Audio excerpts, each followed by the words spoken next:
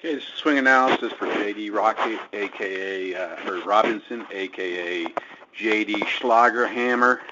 Okay, because he's got a great little swing. Let's check it out though today because I know he's messed with it a little bit. So let's see what he's got. All right, compared to Albert Smith on the left here, one thing, J.D., I want you to look at is look at how wide his base is. Okay, our base should be a little bit wider than our shoulders, as you can see right here. We got it a little bit, not too wide though, okay? So we want to widen up our stance a little bit, okay? The first thing on our setup. Let's look at everything else. All right, we can't really see our toes because I didn't capture it, but our toes should be pointing straight out, okay? Not to the sides, and we don't know what yours is, but I'm guessing they're pretty good. They should be pointing right at the camera, not being what we call pigeon-toed, okay? Next checkpoint we'll look at is our knees, good knee bend. A little upright on your stance. I want you sticking your butt out a little bit, and that'll cause you to lean a little bit. If you notice, Albert here is kind of leaning into the strike zone. I'd like to see that going on with you. I like your hands. Nice high hands. That's great. Good elbow bend, and everything's looking good. Now our hands, though, if you look at our knuckles, one thing I want you to notice is our knuckles, knocking knuckles, okay, we're a little bit over-rotated with our forward hand. So maybe if we, or our backhand actually, maybe if we bring that back elbow down just a little bit, maybe down like that, like Albert's got going on. You see this? You got a couple V's like that. Your V's are like this, okay? So maybe bring that elbow down a little bit would be good. Okay, let's go ahead and start the swing and see what happens.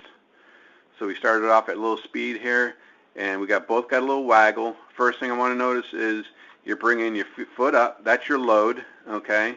And then you take a good step, not too big, and you start loading up. And we're looking good right here, actually. We're looking real good. You see a little determination in your face, and you're starting your swing a little bit early. You want to load up, delay a second. If you notice what Albert does here, and I'm going to roll Albert a little bit farther along here, is Albert starts going. He's got his waggle. Here comes his load. Bam. Okay? Now, one thing I want you to notice, JD, is all his weight, or 80% of his weight, is back here. That's how we load up. You do a good job, too. You got a lot of weight. We want to probably put a little bit more on your backside, on your back leg. And the way we do that is we make your stance a little bit wider. But you got going on. We got a little bit more than we want here. But you got a good load up. We just want to get a little bit more in that back leg. So if we bring Albert Smith ahead, and there's his load up, and you see how he loads up? There's a little bit of delay. He loads up. That's when the pitcher separates his hands, when he starts his delivery. He loads up. He waits for the pitch, doesn't start his swing, and then let's bring his swing into motion here. And look at that. Bam. Right to impact. And the one thing I want you to notice, I'm going to run through this a couple times with Albert, is look what moves at the same time. There's a couple points here where that moves at the same point time. Our back knee, our back hip, and our hands. And then what we do, we squash the bug right here, right? If you notice, let's move this along. Look at all those components moving together. All of them moving together. That's us using our lower body, turning around, getting our belt buckle facing the pitcher, and taking our hands first. Our hands are first on our swing, right? That's what we always do. Bring our hands first. There's our hands. There's our bat. Let's bring you up to speed, see what happens. We bring you here, and we got a good load. We're on our backside. That's good. Right here. Okay?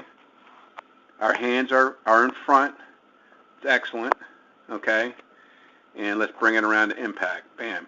Here's impact. We're a little bit low. It was probably a low pitch, I think, is what happened. We'll bring Albert there to impact. Okay?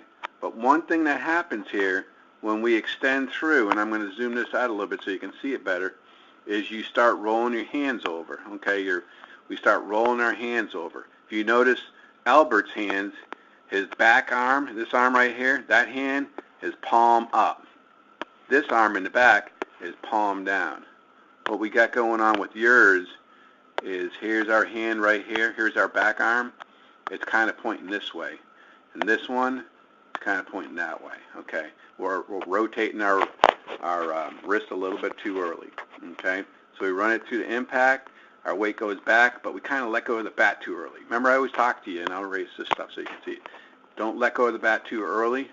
Try to extend, get long through, and what long through means, and I'm going to move Albert over so you can see it, because Albert does it perfect. Look how long he is. The one thing I want you to notice is his arms, okay, especially that back arm, how straight it is, right at the pitcher. Get that V going, and he's pointing right at the pitcher saying, I just tagged that pitch that came. That's what I want you guys to do. Don't stop your swing after impact. Keep it going and finish high. Watch what Albert does on his finish all the way around. That's what I want you doing. He lets go of the bat right about there. Okay, you see his hand comes off. Don't let go of the bat too early, okay, JD?